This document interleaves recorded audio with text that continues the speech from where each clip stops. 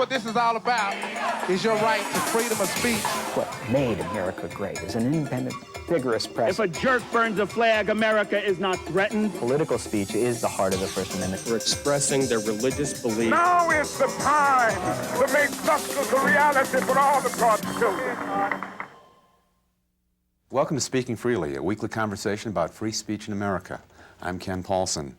We're glad to be joined today by the talented Tom Leopold and Harry Shearer. And the two of you got together to create what I understand is a very respectful treatment of the life of J. Edgar Hoover. Yeah. You understand incorrectly, sir. No, it's called J. Edgar. J. Edgar, exclamation point. And it's Harry actually came up with the exclamation point. That's great. Yeah. That's how collaboration works. I do the punctuation, he does the words. And it's a musical comedy. Yes. Yes, it is, boy. How is that possible? Where did this come from? We both loved musical comedy. Yeah. And we were talking about how, especially in the early and mid-'90s, musical comedy had died off and musical melodrama was the thing. So we thought, well, what's a subject that we could be funny about? And I think the first thing I thought of was this character who'd been in the back of my mind, Harry Anslinger, a very obscure guy who was the first head of Federal Narcotics Bureau and was the guy who lobbied to get marijuana made. But we found out Rodgers and Hammerstein had already done a musical. So then Tom said, well, that's a little obscure. What about J. Edgar Hoover? And I believe I said bingo. Well, it just instantly says, you know, a wonderful love. He and Clyde Tolson, his lifetime assistant. It said cross-dressing, which of course you want to look for in a hit musical. You know, especially for this, you know, this is matinees. And it says a guy who was a real significant force in the history of the country. Real history, yeah. It's a real story of the early part of that century. Yeah. So how do you decide to make a commitment to that? I mean, you can make a significant amount of money as a writer, producer. You do a lot of work in a variety of Can I fields. tell you how much I make? Or is that... You've never a lot of told people me- don't like to talk about it, but I You've enjoy never talking. told me how much. No, I'll tell you later. All right. I think we probably just thought, Jesus, there's so many funny. I mean, it instantly said a lot of scenes, a lot of really funny scenes. I mean, it just seems so funny, the idea of doing it. And when you talk about a commitment, I mean, this was not in the beginning a major time commitment. We were in New York, I believe, and we're working at Tom's ratty little apartment. No, Wow, no, I'm kidding. And I believe we wrote almost all of the script and the lyrics for the songs in about 2 weeks. Right. It's this thing that we found. It came really easily. Yeah, much like J. Edgar himself. we hit this vein, and I talk to songwriters or other creative people, and sometimes the thing just comes out of you, and you look back and go, "Did we do that?" Right. It feels like it more than wrote it, it escaped from us. But also, we had this place to do it. We had the LA Theater Works that That's wanted right. to do it, so that was a really good engine to get us off our butts and do it. Yeah, we had a place that was actually going to produce it for the radio. For the radio. Oh, I mean, yes, and so is it. Oh, okay. Because on the face of it, it's one of those we have nothing to lose kinds of projects. Right. The guys who created Urinetown, they were like, I know, let's create a musical comedy about a play, a city, a government built around paved bathrooms. It's an outrageous idea, but they had nothing to lose. Right. They weren't directing Seinfeld. Right. And they didn't have appreciable other careers. Right. And yet you find the time to focus on it. So then you decide it's going to work. Is the next step beyond finding somebody to produce it is to find some money? Is that part of the process? Money has never entered into We haven't this. found any money in relation to this yet. We're looking for some right now. We heard public television is awash in money, so we thought we might ask your viewers. No, the next thing we did is Tom, because he had been involved with Cheers, asked Kelsey Grammer if he would play J. Edgar. And I knew Kelsey was a really good singer as well, so.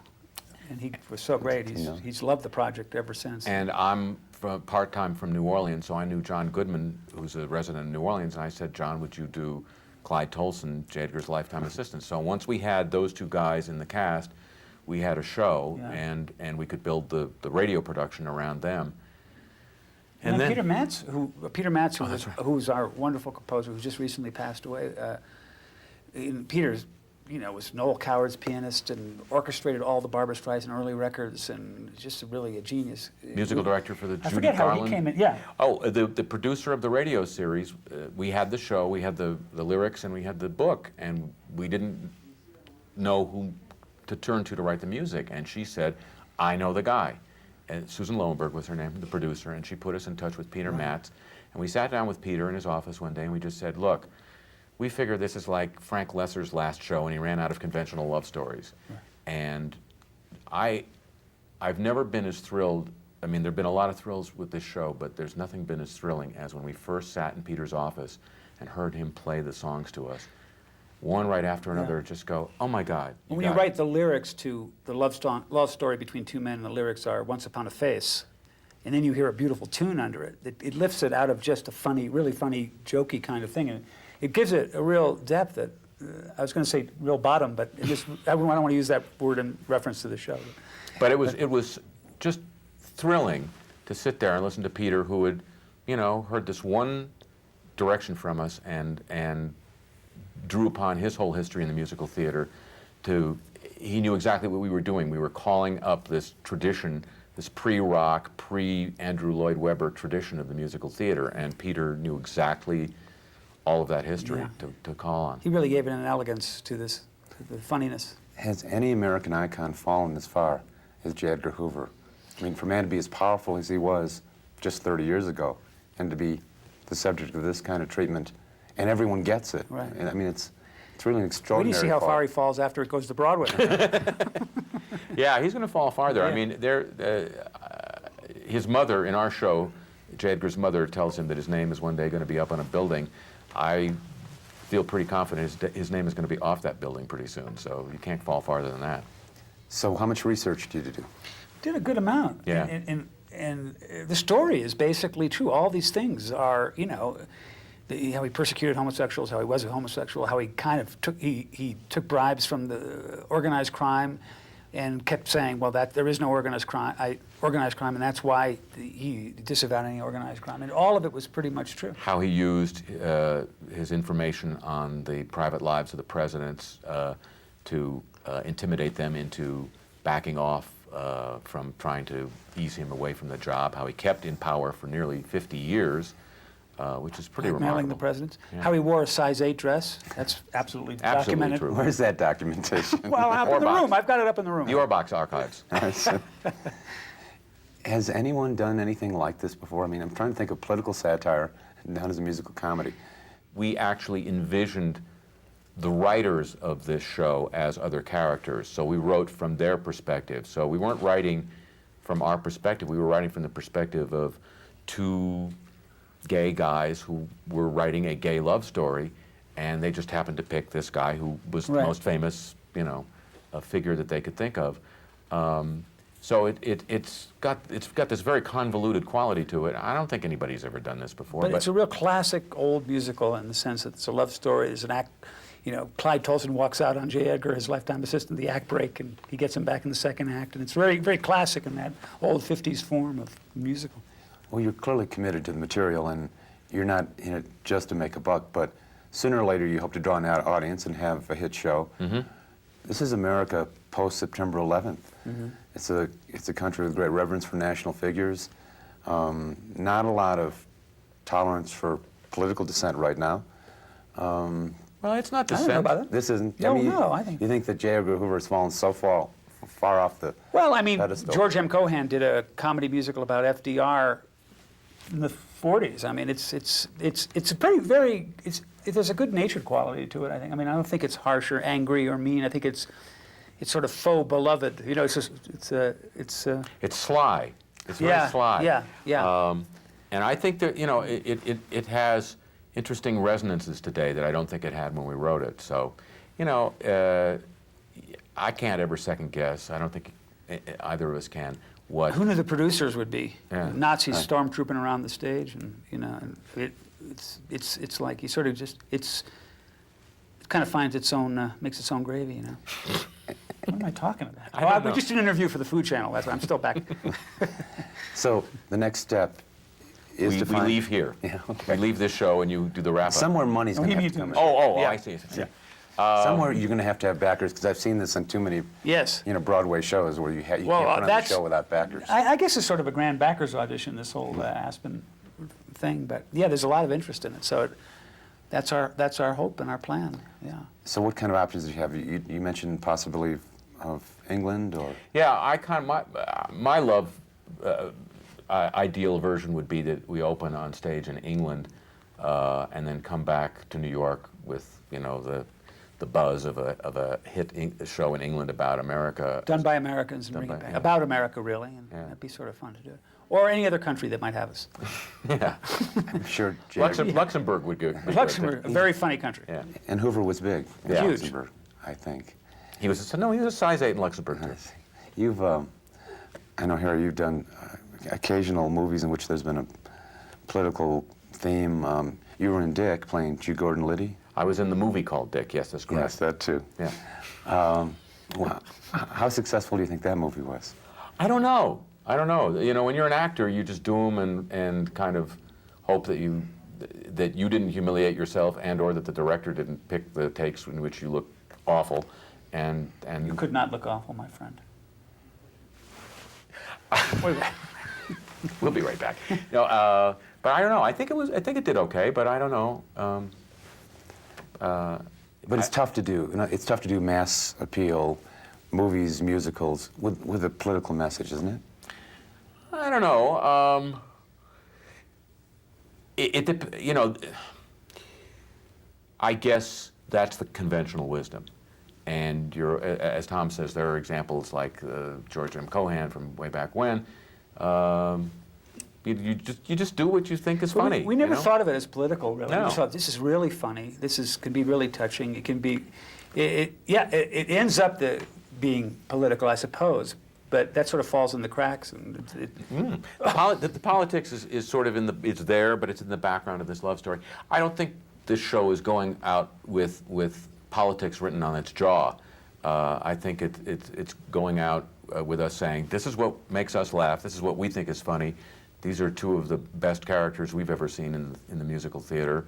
Come on and love it. Yeah. While you were out promoting that, you talked about political comedy being harder than political satire. Do you recall that?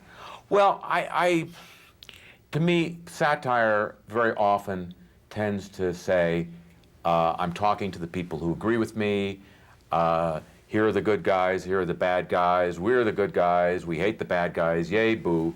Political comedy comes from another place, which says, you know, what I was saying in that film very much was, you know, these guys are, if we were in their shoes, we'd make the same choices they make. It's not about them being evil, it's about them having different life circumstances. And these are the choices that they make from the vantage point of their life circumstances. And so it's not from that distance of, look, they're evil. It's from, look, this is what some of us do when we're in this situation. This is how human beings act when they're rich and powerful and have these choices to make. So I think that's the difference. And I think growing up, the first guy I worked for any length of time when I was a child actor was Jack Benny, and I think he without ever teaching me anything ostensibly, I think I took away from that experience the sense of comedy, and the universality of comedy is something you want to bring to any project you do. And I guess Jack Benny, in his way, was an unconventional comedian. I mean, he broke barriers. His approach was not traditional joke telling in a lot of ways. Well, you have to. I mean, he was so loved, and I think that, like, you have to sort of love these characters, good or bad, and it has to be funny on its own. And I mean, he was. That's the kind of magic trick, you know. Yeah. Television today is ruled by people who think that to make characters likable, they have to have a list of likable characteristics. And the magic trick that the great people like Benny understood, that we're trying to emulate in J. Edgar, is you like them because they're funny, and despite the fact that they may have loathsome characteristics. You like them in spite of yourself. You don't like them because they're generous and nice and friendly to their neighbors. You like them because, but Jack Benny was a miser. He was vain. Not in real life, but... No, but yeah. I mean, the character Jack Benny played was a fairly loathsome character, and yet he was beloved. That's the trick. That's the magic trick. This whole business about writing for television and writing the kind of content you think the people producing the show want. And I've looked at your bio, and your name's really affiliated with high-quality shows. Seinfeld, Shearer's among them. Yeah. So well, he made up a lot of stuff in his bio. I was going to say, I think he's leaving the stinkers off the bio. Yeah, definitely. But can you talk a little bit about people who want work in television? what's the difference between writing for yourself in a way that works for you and you feel good about what you've done, and delivering what you think they want?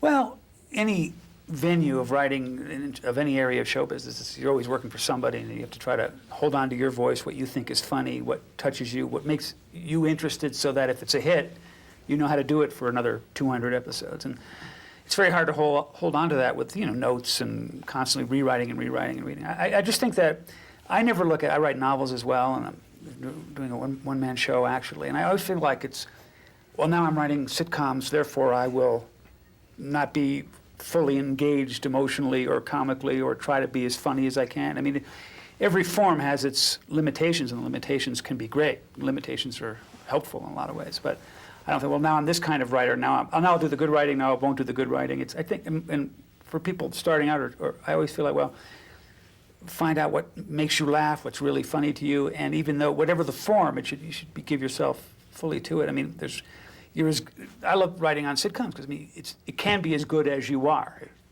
and it's a struggle, but everything is a struggle, and I think it's the same thing you want lit in yourself to write your novel or to write your. It's just trying to tap into yourself and what really interests you, you think is funny, and then work within the form. Interesting thing about your career, Harry, is that you're always employed. I mean, at least the impression is that you go in all these different ways. I mean, there are actors who don't get parts for a while. There are writers who don't get assignments for a while. But then you do voices. I mean, you write, you produce, you act, and then something like The Simpsons, which I have to believe you couldn't have seen coming. No, I sure didn't. Now I don't think anybody saw that coming. First of all, you have to remember way back then, nobody thought the Fox network was going to be around for 2 years. Their opening slate included such soon-to-be forgotten classics as The New Adventures of Beans Baxter. We didn't think that was going to be building block for a great network. Not that Fox is a great network, but I've been extremely lucky, and I think one of the things that bothers me about people in show business sometimes who are successful is that they tend to forget, at least in their public pronouncements, about the role of luck. If you have a career of any length in show business, you have to thank whatever forces you think are responsible for luck, because luck plays such a major role in whatever goes on. If I hadn't met Tom in the laundromat, we didn't meet in the laundromat. Our meeting was a chance a long time ago through other friends who were in this show. We've had a wonderful series of adventures writing stuff together, but it happened because of luck, and because of luck we've been able to pursue our writing together. Yeah. And I get ticked off sometimes when I see people on television shows who are successful in show business sort of buy their own myth that, I deserve all the greatness. I dreamed this. I knew this would happen. Yeah, excuse me. A lot of people never got anywhere, also dreamed it, knew it would happen. Exactly, and have been equally as talented. So you just have to, people come up to me and say, what do you recommend starting out in show business? And I say, talent is good, luck is better, and nothing beats sheer brute persistence. Yeah, that's for sure. And also having a lot of other interests. Well, you do this, I write this, I also have this thing going. And be a moving target. Yeah. Have a lot of interests and working in a lot of different areas. Though you probably have to give yourself some credit. This was not, for example, The Simpsons was not just another animated series. It's now the longest running animated series in the country's history. It's smart, it's cutting, it's everything animated series never were. Mm-hmm. You do 12 voices or more, I guess, on the show. Do you ever participate in the writing process? No, I don't. No. What Tom was describing before is sort of even at its best, the television writing experience is one that I have great respect for Tom being able to deal with. I'm not as able to deal with being in a room with 16 guys. Well, not in the writing sense. Not in the writing sense. It sounds like fun until they remove the pillows and bring in the cold pizza. But I love to work with collaborators that I've chosen, like Tom, like Michael McKean, like Christopher Guest, where we have chosen to be in a room with each other. In television, you don't have that luxury. Somebody else has chosen your collaborators for you. And as great as the writing staff of The Simpsons has always been, it just seems like you get overwhelmed, your voice gets overwhelmed. So I'm very pleased to have them do the writing and I get to come in and just do the voices. Tom, is there anything you can't do on television? If you're writing a conventional series, Oh, sure, yeah. what won't they buy? Oh, what Harry was saying about characters that, don't fit the normal, that fit the likability. The likability quotient, and you have to sort of fight for that, and it's always a struggle to not let that get watered down, and also it's always like, well, this thing worked last year, so there's 111 of those kind of shows, and so you pitch something that won't go this year because they've already got, they want to do the thing that sort of, the classic, the cliche things you always sort of hear about, which are sort of true, which are true in films, or maybe not in the theater, but no money in the theater. So the great thing about television is that all the cliches about it are true. Right. I love the pro bono work you do with Le Show. For 20 years. It's not for Bono. It's for me. Yeah. Bono has nothing to do with it. That's Bono, you're thinking. Oh, Yeah. For 20 years. Yeah. You've done a weekly radio show. Yeah. Free of charge. Well, given to 50 stations across the country or more. It's like 100 stations, but the fact of the matter, I don't know if this shouldn't come as a shock to you working in the vineyards of public television. There's not a lot of money in public radio either. All right. So, it's not a big deal to do it for free because it's the difference between doing it for $5 and doing it for free is not worth the struggle, So. It's also like, I'll think of things that, I make most of my living in sitcoms, but I write these other things because, well, I have an idea for this, but I can't do it on a sitcom. I can't do it. I can do it with you on the radio, maybe, or I can write it in a book, or I can do it as a sketch. It's a great.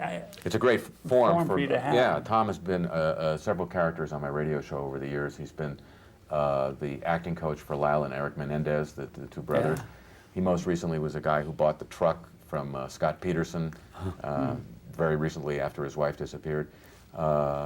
And a long-running character that he's done several times is this character Yvonne de la Femina, a very sad character who's been a serial sex changer. Every time we talk to him, he or she is. First time we did Yvonne de la Femina they let all the women and children go in Kuwait, or was it Kuwait? Yeah, all the women and children hostages. But I was a transsexual, and I lost my depilatory, so they wouldn't let me out. One advantage of working for free is that you can be pretty free with your material. That's correct. Yeah, do what you want. They don't pay you. Harry, I'm a little surprised to learn that you brought in someone else to write the music for J. Edgar, given the fact that you were a bass player in a semi-legendary rock band called Spinal Tap. Yeah, I co-wrote the music in Spinal Tap with Michael McKean and Christopher Guest and Rob Reiner, but Tom and I just both felt that we needed the voice of somebody really authoritative in the musical theater, and that was Peter, that wasn't me. I dabble in writing other kinds of music, but we really needed somebody who was just as thoroughly steeped in the musical theater as we could possibly get, and so it was a no-brainer to turn to Peter. So when did you pick up a bass guitar? I started playing the bass in the mid-'70s. I'd, as a child, taken piano lessons, and it was always a struggle for me because I'm an ear player, and I took serious piano lessons for classical piano, and so my teacher was always wanting me to read. So she forbade my parents from buying records of the pieces that I was learning, because she knew that if I just heard them, I'd learn them really immediately. But so I'm sitting there picking away at this reading thing. So I picked up the bass as an instrument that I could play exactly the way I wanted to, by ear. And then when Chris and Michael and Rob and I started working on Spinal Tap, I just fell into the role of the bass player. And did the other members of Spinal Tap also happen to play instruments? Yeah, everybody plays. I've been playing since childhood. Yeah, Tom knows Chris and Michael from the early days in New York, and they were in bands together. So everybody played the instrument they grew up with? Absolutely. Which is why when you later went on and took Spinal Tap on the road, it was not such a stretch. Well, the strange thing is people ask us all the time, did you guys play when you were on the road? And it struck us as the looniest question in the world to be asked, because if you took the movie at face value, what it was saying was everything about the rock and roll life is crap except being on stage. Being on the road stinks except for those 2 hours when you're on stage and able to play.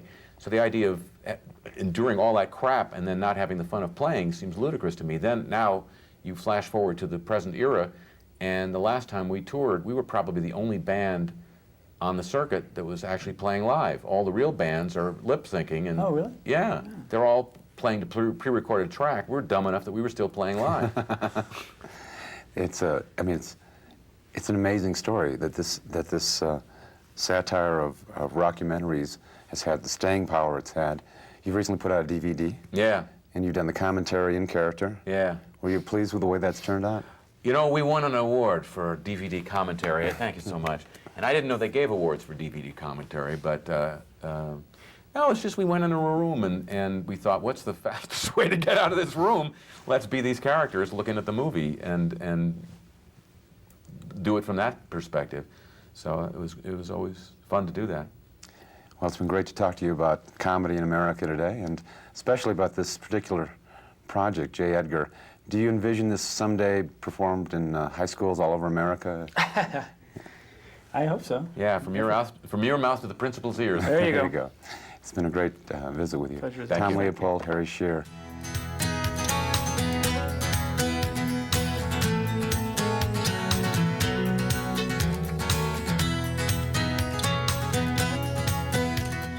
Join us next week as we continue our discussion on free expression and the arts.